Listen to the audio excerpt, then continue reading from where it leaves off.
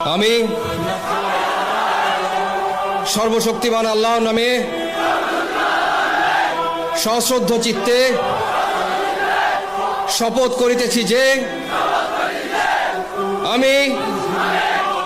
গণপ্রজাতন্ত্রী বাংলাদেশ ও বাংলাদেশের সংবিধান এবং রাষ্ট্রপতির প্রতি অকৃত্রিম বিশ্বস্ততা ও আনুগত্য পোষণ করিব। আমি আমার অপরিহার্য কর্তব্য মনে করিয়া আমার উপর ন্যস্ত বাংলাদেশ সেনাবাহিনীর কর্তব্য আমি সততা ও বিশ্বস্ততার সহিত পালন করিব এবং আমার প্রতি